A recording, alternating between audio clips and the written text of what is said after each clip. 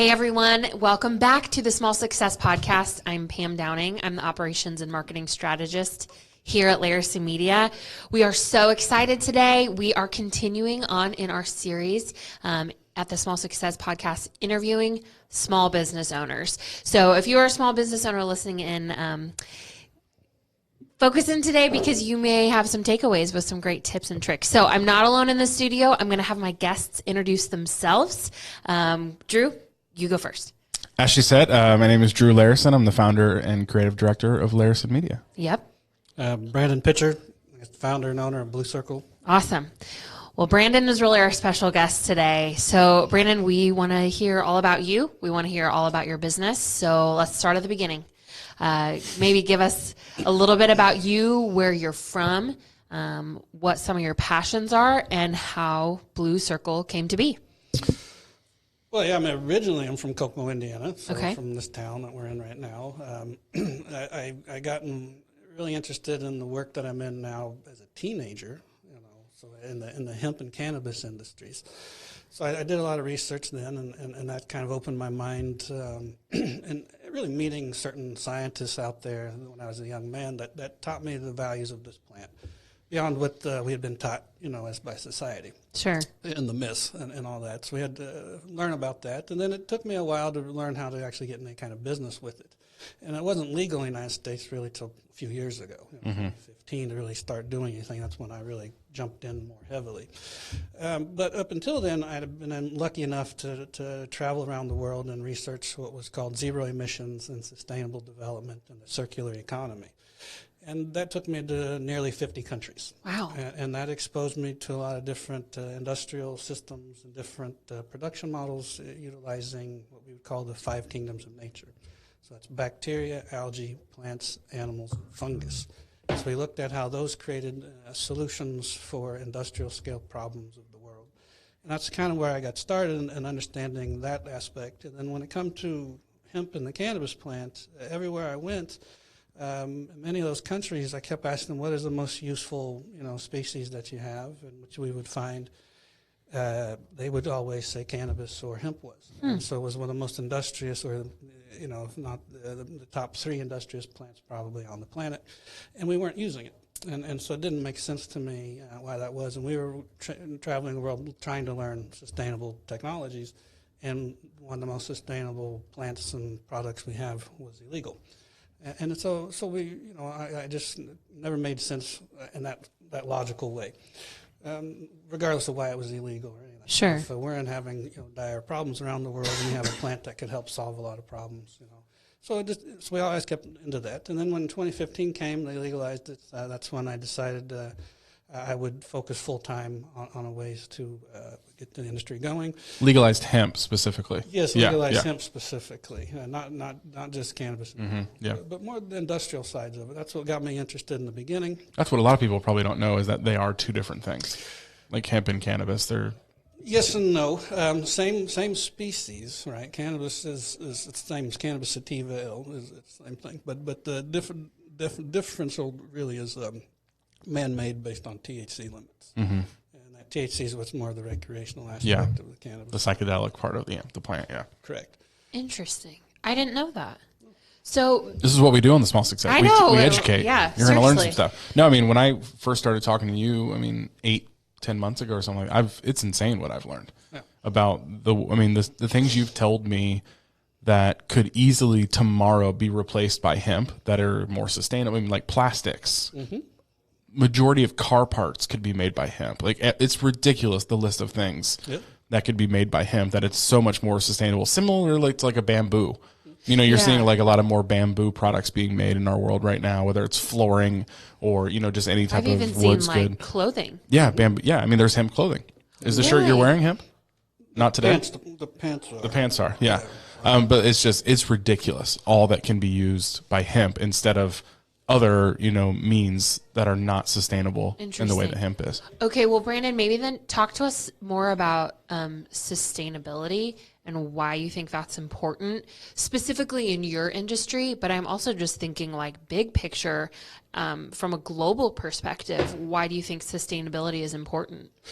Yeah, that's what really got me, the global aspect and the bigger picture view. I'm not the best at the small detailed view, the granular aspects. I'm getting better at that because I have to be. You like to fly at 40,000 feet. I do. Yeah.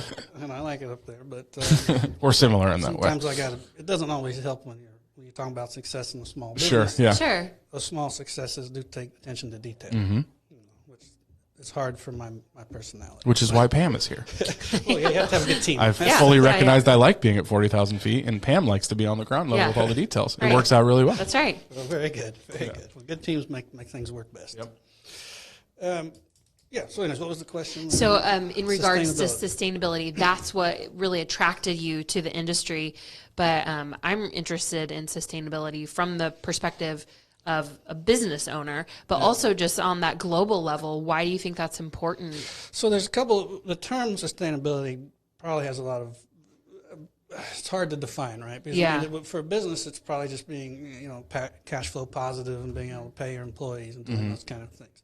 But in the bigger global picture, it really has more to do with ecological, regeneration and ecological, ability to sustain or produce the resources required to keep the capacity for humanity to thrive on Earth. Yeah.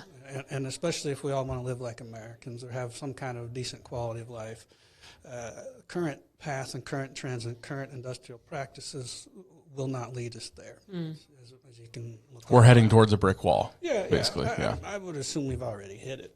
But, just the signs that are going around. When I started talking about this over 25 years ago as a kid, most people thought I was crazy around here. I was like, carbon emissions, climate change. Well, you're in the heartland too, like where we like our big trucks and like all that type of stuff. Sure. So, Right. I get it, but we still have to change and evolve. That's just part of it. And we may need to change faster than we are right now. And it's tough because in business, your measurements are different than in nature. Because when we're trying to get business to align with nature, then money has to align with nature, and incentives and your work. And currently, you can notice there's a lot of work that gets done in the world that harms the environment, right? And people get paid for that, and they think they're doing good things because they're getting paid. They think they're winning, right? And this capitalistic system that rewards them for potentially defining their success simply by the monetary means they're getting to do the job they're doing. Yeah. Right. Instead of looking at is it right to begin with. So the big picture of sustainability in a circular economy usually starts with clean air, clean water, clean soil, no pollution. And those are the bigger factors. It's not so much carbon cycle and these things. We need carbon. That's important. Without it, none of us are here. Right. So I don't really want them to tax it because then that means they can tax my body too. I'm carbon, that's part of my life. I do think we need to regulate things better. But pollution is probably the bigger subject. So zero emissions is what I got drawn towards, and cradle to cradle more. And those are kind of terminologies that are used more in the industrial world of how to reuse materials and resources like nature would, so you eliminate the concept of waste. And you see that a lot in my own father's work, where he reuses buildings and reuses materials. So I think I got that thinking as a kid. Yeah. Sure. Yeah, that makes sense. But then I got involved with a man named Gunther Pauli, who was the founder of Zero Emissions Research and Initiatives, and he became a mentor of mine, and that took me to many countries and opened many doors. And then I started understanding the tools and technologies and the principles, and I got into education and lecturing, and I got to give around 600 lectures around the world. Wow. On these subjects as a young man. So, but by the time I was 24, I got to lecture at Yale, MIT, Royal Academy of Sciences in Sweden, United Nations universities. So as a young person, I really threw myself into this and did this, learned as much as I could. But I really realized just because I was learning wasn't doing any much, So you got to go from education to implementation. And so you have to take that knowledge and figure out a way to implement it, because without that, it's not really adding much value. That's a huge thing in your world, what you just said, like education to implementation. I mean, that's everything. When you talk about cannabis, at least on the medical side, no one can deny, unless they're just one of those like science denier type of people, that like marijuana, cannabis does amazing things medically. But, so no one can deny. We're educated on that. you know, but it's really interesting how it's still not implemented everywhere. Yeah.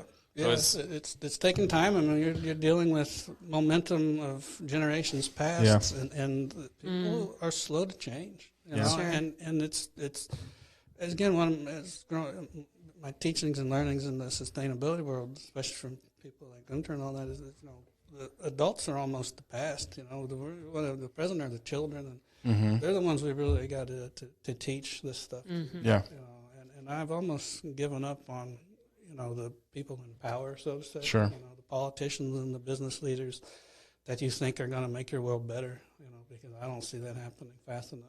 You know? So I think if we want to do it, that's the small business and the entrepreneur. So what are you doing, and because you have multiple companies underneath the Blue Circle umbrella. So all of your organizations, what are you doing right now to educate those younger generations to help, hopefully when they're in power, they're in the age where they have the power, that they will actually implement all these things? Well, today, I mean, it's, you know, we have through the Zeri network, again, it's more in the past, not what I'm doing currently today, but in our past we've worked through these fables, right? And they have, at the time I was involved, we had 36 fables. I taught over 1,300 sciences to kids from K through 12. But now Gunther is doing this around the world, but has been contracted by other governments to create one fable per day for children. And so that's one of the most comprehensive and holistic educational tools I've come across. So for years I shared that with people. Very hard in the United States to get it into any kind of curricula or you know, or practicum for students. I came up with a lot of brick walls. I'm not going to get too much into it, but I'll be happy to give one little anecdote from this a few years ago here actually in Indiana with one of the largest school systems. I gave a presentation to, I think it was around 300-400 kids, you know, in their I think 10th or 11th grade, you know, class. And afterwards, you know, a handful of the kids and teachers wanted to start teaching this and having this in their school, in the core. And so we were going to set a team up of mentors at the older level to teach the, you know, younger kids, and then they'll teach them, and they'll go down and teach the younger kids even more. So you create kind of a leadership chain. Was the thinking behind it, but everybody was behind it from the top level at the high school level. But we get to the I think it was the elementary school level, and the principal basically said, "Get that climate change BS out of here, and I'll never allow that to be taught in my schools." Wow, interesting. So it turned political. Yeah, and it should never have been political because it was science based, and it was skill based. Pretty exciting to get these kids really pumped up. So around the world, from what I've seen, is some of the most amazing adoption and practice when people do this. But getting it into the U.S. school system has been very difficult. It's really interesting, too, because in my head, whether the principal or whoever that role person that you're saying is to get that out of my school, you at least, in my head, even if you don't agree with it, at least teach the theory of it. Or, like, you know, what people are saying. You know, at least put the theory out there. You don't, I mean, if that's what education system is we just, hey, kids, here's one way of thinking or looking at everything. That's not what education is. Right. Hey, kids that are learning. I mean, this is weird for me because my daughter literally started kindergarten today. So it's like, you might make me start crying just talking about the word school because it's a thing in my life right now. But I mean, I hope my kids aren't growing up in a school system where they're just told this is exactly what it is. There's only one answer to everything. Learn this and you'll be fine. Like, that's not education to me. Here's what tons of people believe. Here are different viewpoints. Here's our different theories that people have. You study into what these people are telling you or what they believe, and you come to the conclusion yourself of what you actually believe. I mean, that's how in my head, the obvious thing of education should be. Maybe that's more at the collegiate level. Maybe, you know, primary and like high school is more like a black and white type of educating, but it shouldn't be in my head. Yeah. Kids are very smart at a young age. Yeah. Probably smarter than their parents are. I mean, what is the crazy thing? Like there's something about a young brain learns languages so much easier, right? Like my daughter is literally getting taught Spanish in kindergarten. Yeah. I mean, that's happening. I was like only high school. Right. I've been graduated for like 11, 12 years, something like that. And it's already changed so much. So, I mean, it's crazy what young brains, they're so much more moldable, you know, than what an older brain is. Which makes sense. Let them come up. They're capable of coming up with their own ideas, capable of like making their own decisions. Give them that opportunity. So, I mean, a lot of conversations I have with you, and like your industry blows my mind. There's a few other people locally that I've seen struggle, with the whole just being a part of the industry you're in, simply just doing what you need to do legally. So tell us about some of the hurdles you've had to jump through in your industry to just do business, to do what you do, to educate. Because I'm sure there's people like you would love to go in and educate, and you're like, they wouldn't let me do it. Like which I can't imagine that in our world. Imagine if like all of a sudden randomly people are like, websites are illegal. Right. Like, what do we do? You know what I mean? Yeah. It's crazy to think like that. So tell us about some of the big hurdles you've had to jump and are still jumping like all the time, and how you get around that, how you stay motivated in times where people are telling you no as like a business owner. Okay, I want to add for our listeners, because this is an audio podcast, Brandon has a big smile and his eyes are really big, because we ask every small business owner who's a guest, we ask everyone about their hurdles, but yours... No one can complain about their hurdles. If you're complaining about your small business hurdles, listen to what Brandon's about to say. Yeah. You'll appreciate your life a lot more. Yeah, that's right. It's been. I mean, I guess I'll start. I'll get, I guess, more clear on the hemp side, right? Mm-hmm. Just kind of where it started in, say, 2015. Getting bank accounts. Getting insurance. Just simple things. Yeah, because even states where marijuana recreational has been legalized, it's been an only cash business. Like the government hasn't let them have bank accounts or take credit cards. Like it was only, so even like Nevada, I know marijuana has been recreational. I mean, all those states that have been super progressive with it, you go into one of their stores and like there's an ATM because they can't take card. Only. It's only cash. Really? Yeah. So even the people that we look at as like super progressive is still so many notches down of like a normal operating business. Yeah. Interesting. Yeah. It's very scary and risky on the marijuana side because it is such a big cash business. Yeah. I mean, because then you get like the safety. You have so much cash just in your business. I mean, safety alone. Yeah. A colleague gets shot in the stomach using a facility once. So that's a problem in small business right there, right? Getting shot. So we haven't had that issue in the marketing world. I was just joking. Yeah. But but anyways, back to so just doing banking and stuff. So we it was investors and different things like that we had when we started. One of our investors had, I think, like 14 bank accounts shut down. You have these bank accounts for 20 or 30 years with these banks, and just because they put money in hemp, none of this was marijuana related. So it's all fully legal at the time, and federally compliant. We had licenses, and we'll talk about all your compliance that you have to do. If you want to have a business, or you want to be able to do this legally, or have a grow in your farm or whatever, you can't just do it. They especially in hemp, you think, okay, it's legal now. When you start growing it, well, it's not. And if you don't have that little piece of paper, the bureaucracy's still there. Sure. That's another big issue. I don't like bureaucracy. I believe freedom is what we fight for and always have fought for, and that's what we still need to fight for. In this industry, not more regulation and more bureaucracy. I do believe we need more standardization and more, and more transparency, and honesty in products and things like that. Because you're selling this nationally now or across state lines, so FDA and USDA rules and regulations are coming down the pipeline. Which that's been a big thing in the CBD world, right? I mean, like every gas station is selling some sort of CBD product, and there was some news story. You send us a lot of great articles every now and then. There was one news story about a journalist went to like 7 or 8 different places that are selling CBD, and then they took those products they bought and went to a third-party lab and tested, like, does it actually have the percentage of CBD that it's saying? Majority of them literally were like 0. Really? So they're selling sugar pills, which is a hard thing for you because then that gives your whole industry a bad name. Yeah. But I tell you what, something Indiana has done, which I think is fantastic, is it's a part of regulation, but I think it's actually good regulation in your world, is every CBD product has to have a QR code on it now, where that QR code links directly to a third-party lab test showing the results from this company. So that's actually good regulation Indiana's doing, because it takes the people that are doing it right and have great products. You can tell that the cream rises to the top really easily now because of that regulation. Yeah, it eliminates a lot of the bad actors. Yes. Who can't do that, Sure. provide that and all the information. Yeah. That's kind of what I'm more towards standardization. I'm for that, because then everybody has the level playing field to compete on. And it's quality. Yeah. Like thinking about the customer. Well, it's all in an industry already that is questioned more than any other industry. I mean, there are people probably before that news story can be like, I mean, does it really work? I mean, there's so many questions and like doubt already in that industry where the regulation put in place that is proving maybe not results, because you can't really prove any results in the medical world. You could see a Tylenol commercial and they can't, say it's going to work for sure. But like you can prove it is what it says it is.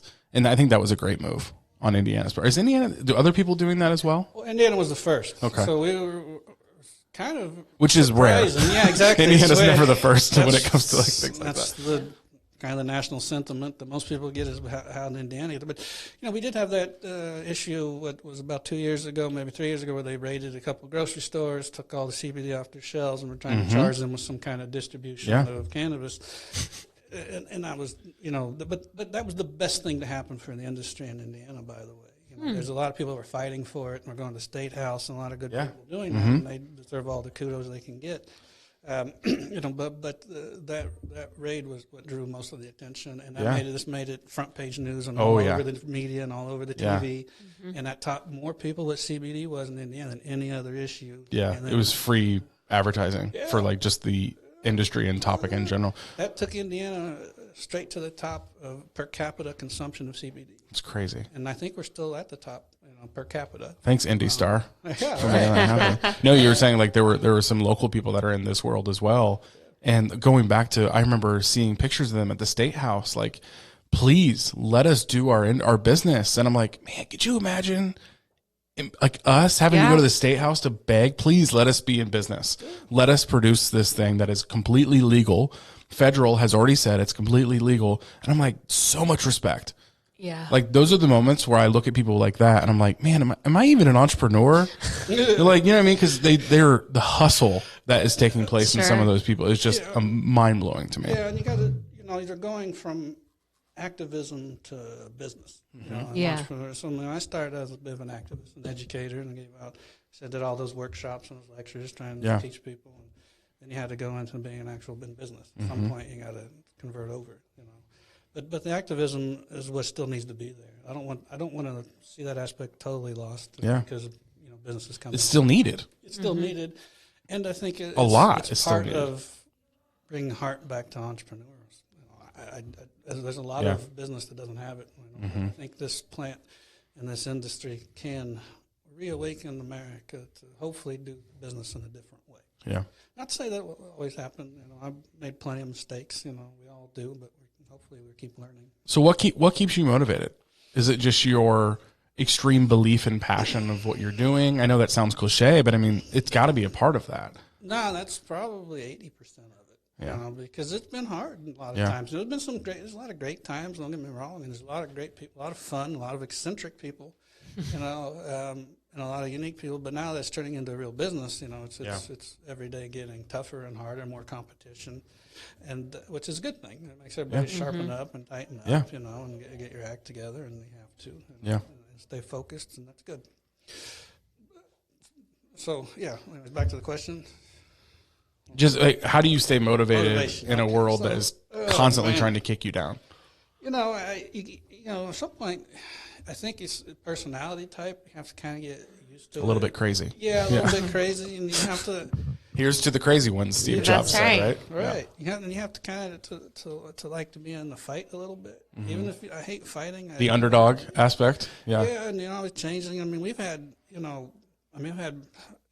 shipments being confiscated before, so that was legal. But $500,000 shipments being taken away from me, but they got to give them back. But I mean, it's a process. Yeah, every day we're fighting, and we have, again, banks gets taken away from you, and then you have to figure out how you're going to get paid, and you got to figure out how to get insurance, and how do you pay your employees. It's all coming together. I mean, the industry's straightening up, wising up, and a lot of smart people are getting involved. A lot of really smart investors are stepping up and bringing in good management teams. And I think you're going to see that, but you're also seeing the industry shift quite tremendously. From this kind of small boutique, industry where you could grow 10 acres or 50 acres and make a lot of money. To where now you got to start growing hundreds of acres, potentially thousands of acres to keep up with demand. Keep up with demand, and to keep up with the margins compressing. Yeah. Because when we started, the margins were extremely high, so you can make a lot of mistakes and still make money, right? Yeah. But now, I mean, now that the competition's getting in there, one of the best things, farmers will do is outproduce the demand in the United States very fast.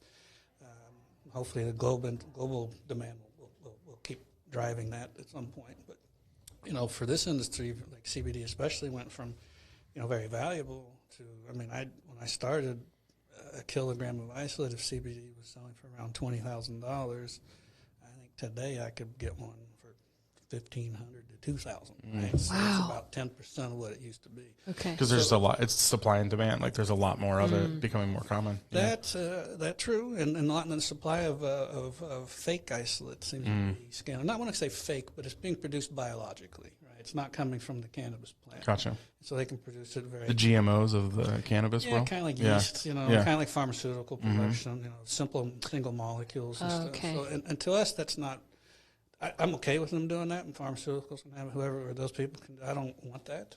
I want what's called the full spectrum, or the multiple cannabinoids and terpenes and all that to come with it, to really have the benefits that I'm looking for. Yeah, we are giving this to people as a physical, well-being. And if you go there and when you buy these things, you want them to hopefully provide some of that. Yeah, and the isolate to me is the least valuable in all of them. Yeah. Do you have a question? Because I've got kind of an area I want to go to. Yeah, let's go there. Okay. We talk a lot about, with other small business owners that we've interviewed or just in our office in general, about the idea of trust, and how important trust and how vital trust is when it comes to like a small business owner and a small business and their customers. Like really getting that trust. That's a huge thing in your world, especially on the consumer side when we were talking about like your retail shop. And especially in the world where there's a lot of, like we were talking about, those fakes, products where like people don't know what they're doing. You can buy it at a 7-Eleven type of thing.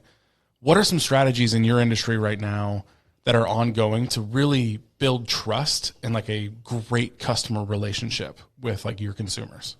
And this might be on the farm side. It might be on the consumer side. Because actually this is probably on the farm side as well. Because you're going to farmers who have done soybeans, corn, all that type of thing. And like, hey, hemp, let's try this thing. I'm like, well, who's this guy? like telling me, so how's trust work into your like process and strategy as well?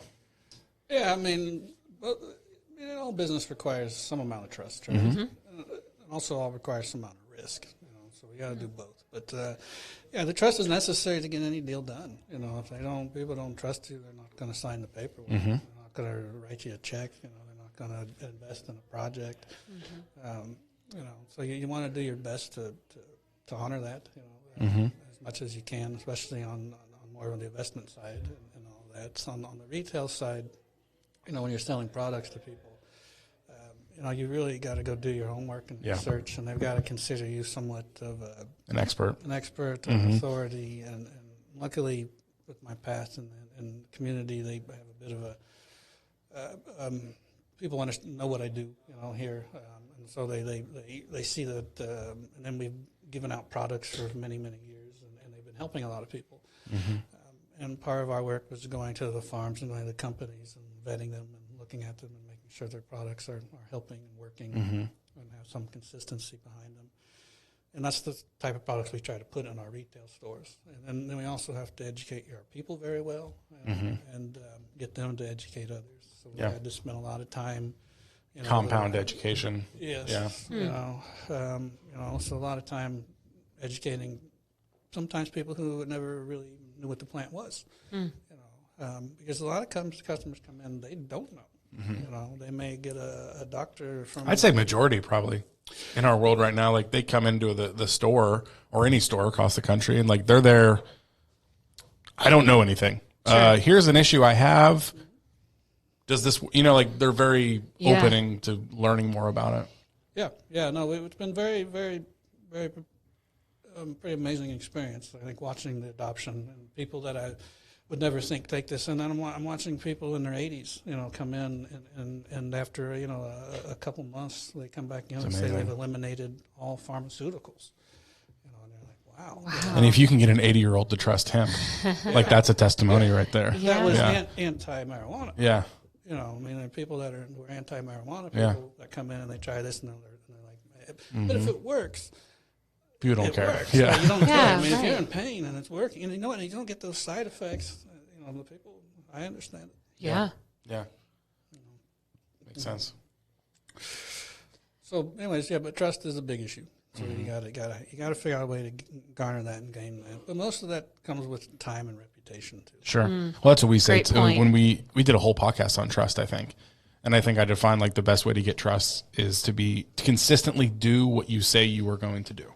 I mean, that in the business world, like that's consistently do what you say you are going to do. In your world, consistently educate, and hopefully what you're educating comes true as much as possible. I mean, because that's a hard thing in your world too, is you're just like a pharmaceutical-ish type of company where you can't really say this will do this. You can't make those promises, but you can have customer testimonials. If the customer's saying it, you're good to go. In a way, yes. In a way, yeah. We can. There's limits. little loopholes, yeah. Right. But hopefully that continues. That'll become less and less. Yeah. And there's going to be, as we research, because the research is really just getting started, and any kind of clinical trials take years and lots and lots of money. The hemp industry did not have that till recently. Yeah. And you're going to see over the next 10 to 20 years, probably hundreds of medical applications of cannabis, come out, and different from the different terpenes and cannabinoids and different things in the plant that they're going to find, and it'll be pretty amazing. But it's not just medicines. You're going to find pesticides and everything. Herbicides and fungicides and all these different things. I read an article about how there are viruses falling from the sky now, or from the atmosphere, because there's not enough terpenes, because enough plants. We've cut everything down, and we're killing all this stuff in the atmosphere. Well, cannabis is one of the best terpene producers. We start growing, millions of acres of it across the world. We're going to change our environment. Yeah, maybe for the better. Hopefully. Interesting. I feel like we could do a whole separate podcast on like your adventures and education. I just love to hear more stories about the 50 countries you visited and like highlights from those things. But that's interesting too when it comes podcast, right? Yeah, it's a business podcast. Yeah, but it's interesting to think when it comes to hemp globally. Is the U.S. like extremely far behind as well, or is other countries learning at the pace we are when it comes to industrial hemp? One time, the U.S. was a global leader in cannabis production before we made it illegal in the 1930s. Even here in Indiana, we grew quite a bit of it, both for the industrial applications and medicinal applications. Eli Lilly, as well known, they had one of the largest cannabis farms in the world in Connor Prairie. Interesting. Oh, wow. Yeah. Which, for people listening, that's central Indiana. Is what he's talking about.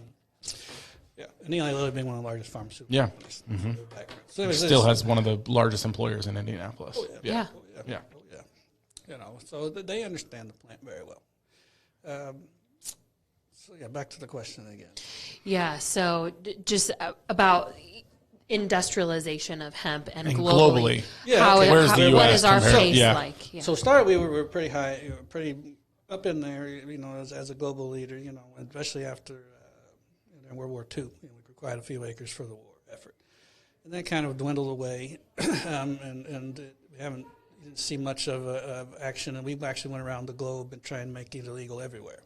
So we made deals where, like, if you're a company, a car company, like if you're Ford and you wanted to do a hemp car in Argentina, they wouldn't let you because you want to do business in America. You couldn't have any investments in these things, which is just it's how we tried to manipulate.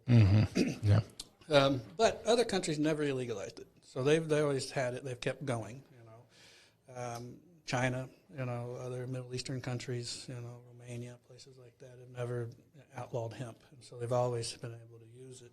So what's the main purpose of it that they're growing right now? Currently, up until recently, has been in China has been mostly fiber. Interesting. And some grain, but in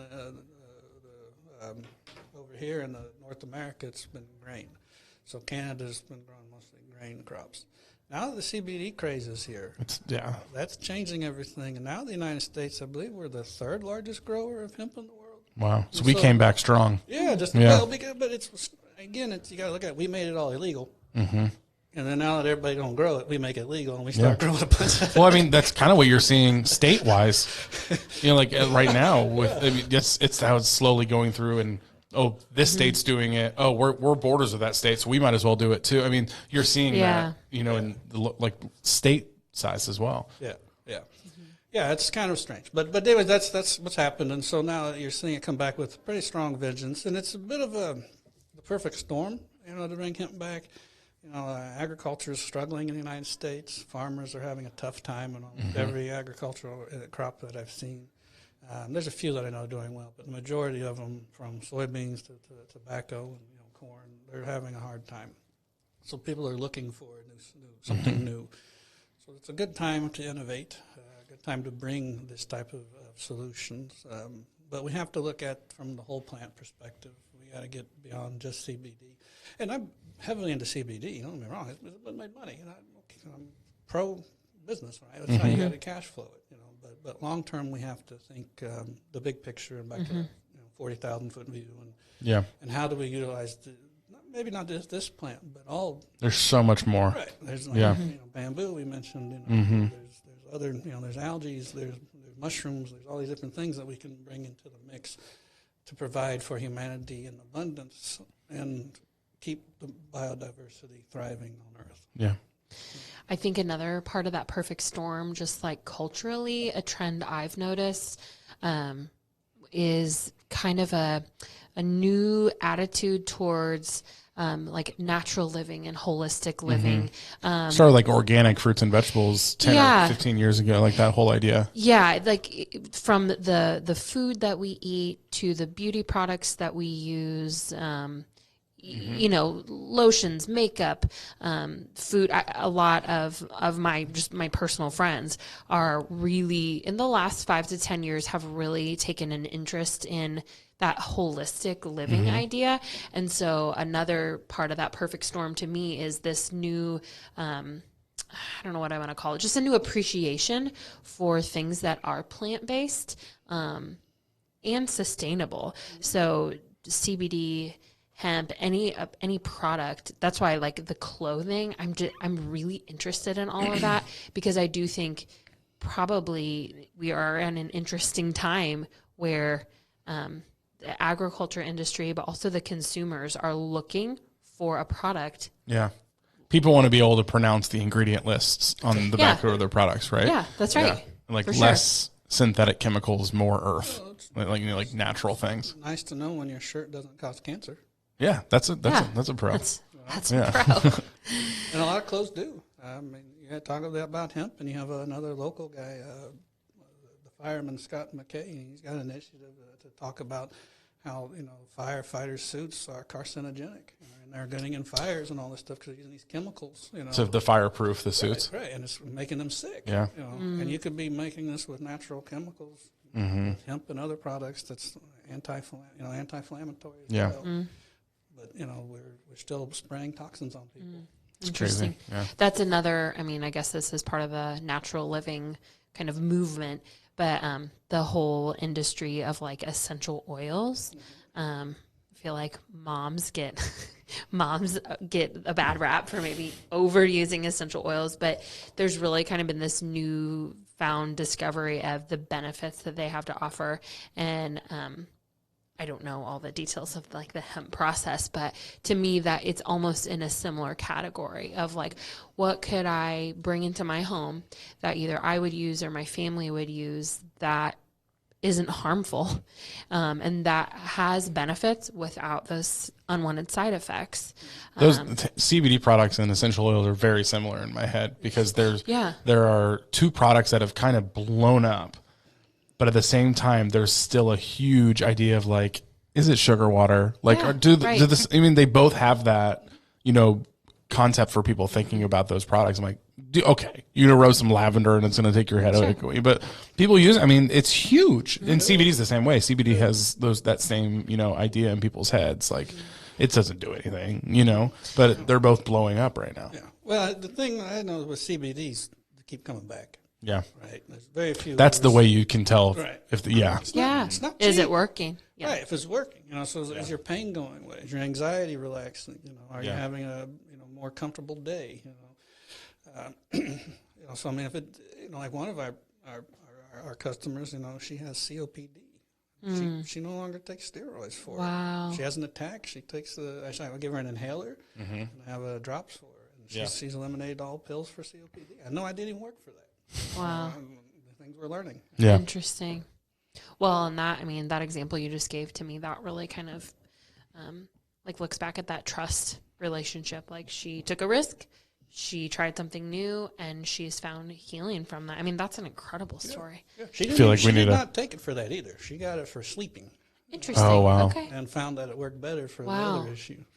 Okay, so I want to move forward and kind of go back to something that you touched a little bit on, Drew, but thinking through the lens of kind of marketing and growing your business and spreading the word about Blue Circle specifically, can you talk a little bit about maybe some of the roadblocks that you come up against, and then maybe some of the success that you've found? I feel like the theme of today's podcast is really about education, because the things you were mentioning about people's views on essential oils or CBD oils, from my perspective, some of it to me is kind of breaking stigmas doing that through education. So didn't mean to answer the question on your behalf, but can you talk a little bit about that? What have you found is helpful to people who are new to your products? For cannabis, you know, really it's just pointing them to the right resources online, you know, to where they can do some deeper digging on their own. Okay. So they can validate what you tell them. Yeah. You know, that validation I think is important for people. You know, and then you know, for me it's really getting people to just exposing them, and maybe multiple times, as many times as possible, but then letting them come to some of their own conclusions. You know, I think that's important for education. It's teaching them how to think about the plant, think about what it does instead of telling them. You know, instead of saying, "Oh, CBD's this, it does that, or it does this." Well, That's American. We want a pill. Just take a pill and it goes away. Right, you know, and so it's more of a process of exploration together in a way, you know, to understand what's working and what's not, and how to go about, you know, that. And it can be a very good experience for people, but some people want everything to be black and white. Sure. Because that's what they're used to. Right. They go to the doctor, they tell them what's wrong, here's a pill, it'll go away until it comes back again, here's another pill. And when you take too many of those, here's one that's stronger. You mean, like that's the pharmaceutical world and the world we're in right now. Yeah. Right. You know, so it's a little bit different. You know, so it takes. So you want to get people to just have an open mind and to be more. I don't know the right term, but I guess, you know, curious about things. Sure. You know, and to work through them, and not to just say no up front or to try it for 2 days and it doesn't work. So, you know, give it its time. You know, and look for those benefits. And you may, you know, when it comes to CBD and this type of stuff, you know, the benefits sometimes can take a while. You know, some people I know could be, you know, especially if you have like really bad, say, rheumatoid arthritis. You know, it may take you a few months to really get some of that inflammation down because it's been going on for a long time. Sure. But tell people to stick with it, and the ones that have, they've come out on the other end much happier for it. Interesting. You know. So this is the Small Success Podcast, and we exist to help and empower small business owners. So I'd love to ask you, if you met a brand new fledgling entrepreneur, thinking back through your experience, industry specific or just entrepreneur specific, what is some advice that you would give to a small business owner who's just starting out?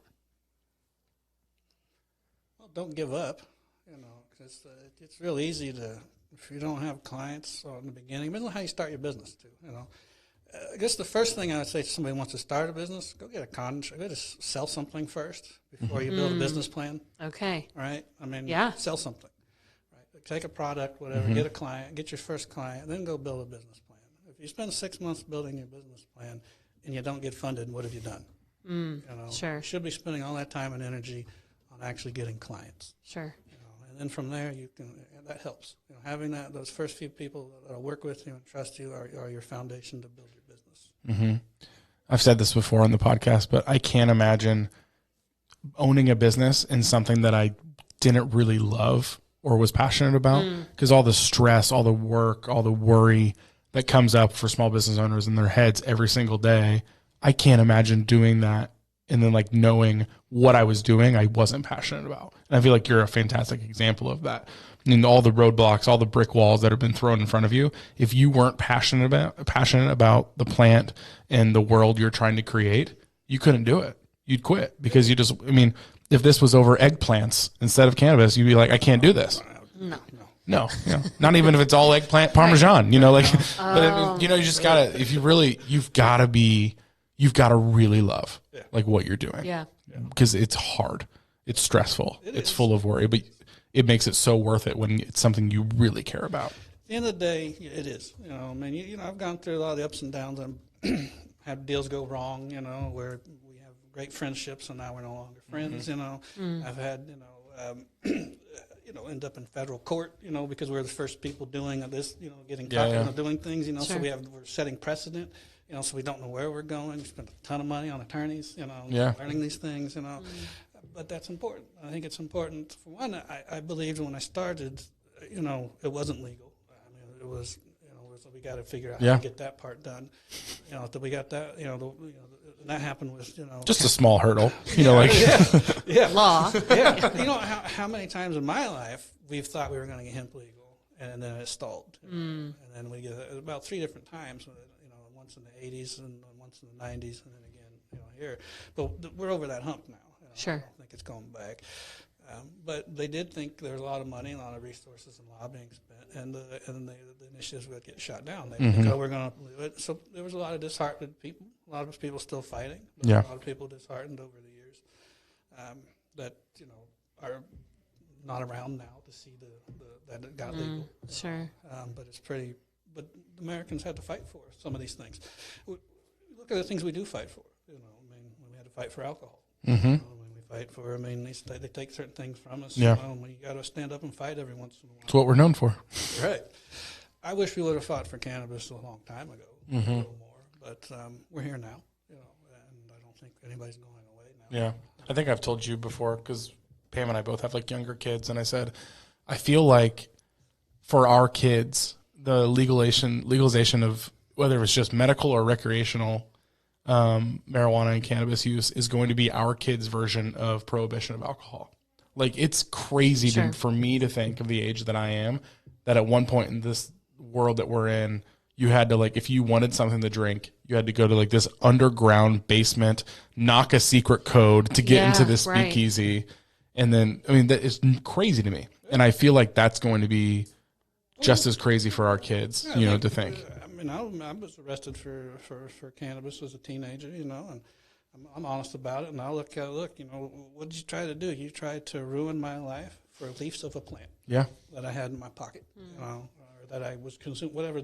That's what they were doing. Yeah. And how right is that? They've done this to millions of Americans. I know. That goes much deeper issues with like the justice system and our prisons are full. That's, you want to talk a whole other podcast. Yeah. It's just amazing. Yeah. Well, so we asked you about some of the challenges, but I'd love to hear maybe what are some of your greatest successes? What are some things with Blue Circle or just your business ventures in general? What are some of the successes that you're most proud of?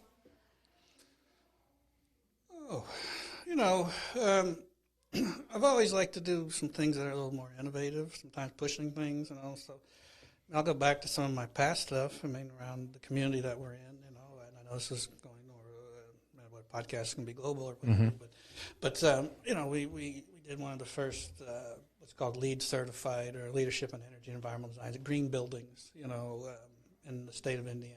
Wow. One of the first fast food restaurant chains in the world to use these type of principles, so I helped lead those projects.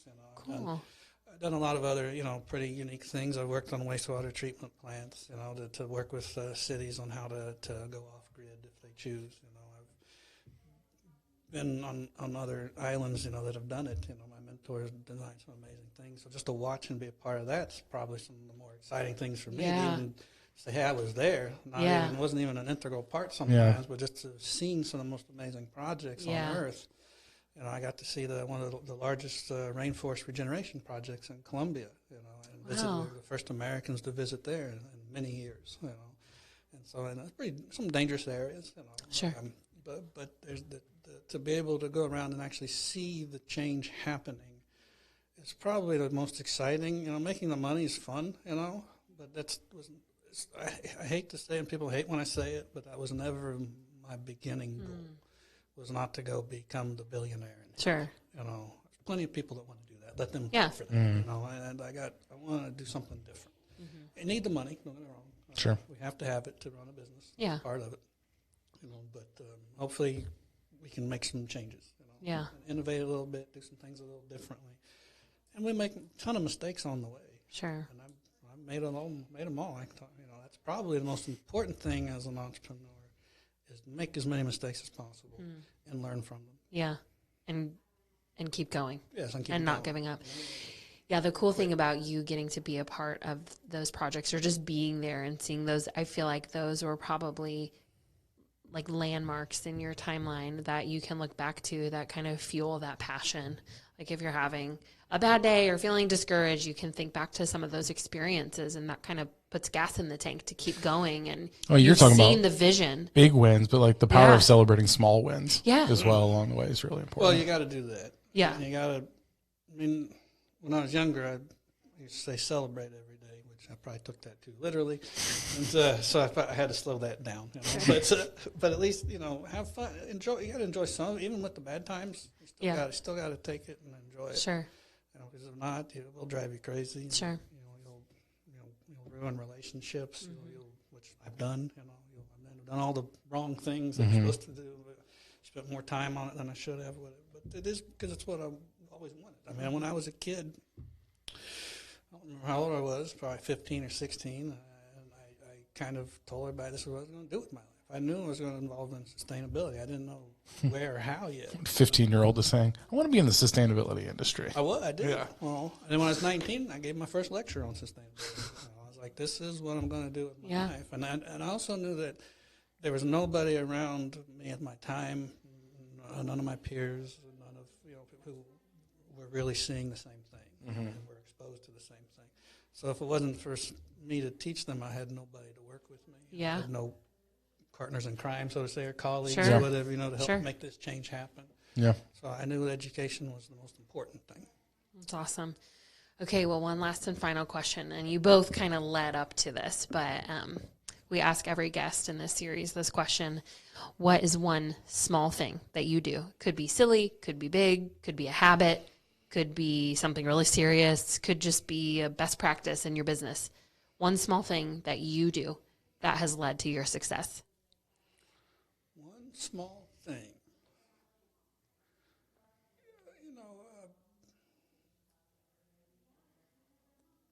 That's a good question. It's just one small thing. It's all of them. It's doing one small thing every day.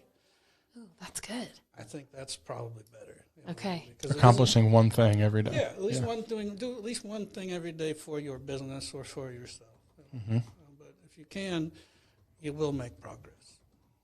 If you can make at least one phone call to a new client or one strategy decision or one whatever, just think about something that can help your business grow. And that's probably the best one is to do something. It doesn't have to be every single day, but as much as possible. Yeah. At least until you get closer to your goals. That's awesome. Yeah. Okay. And then move your goals. If you achieve move them them. out farther. What's next? Yeah. What's next? Always asking that question, what's next? Shout out to the West Wing fans, if anybody gets that. President Bartlett. Well, Brandon, thank you so much for being on our podcast today. We loved having you as a guest. I feel like we may need to do a follow-up to this podcast or just chat in our office afterwards. So interesting, so much education. I have enjoyed it. Thank you, listeners, for tuning in. If you would like to learn more about Brandon and the Blue Circle family of businesses, I will link that down below the podcast. As always, you can find more information about us over at layersonmedia.com. Thanks so much. We'll see you next time.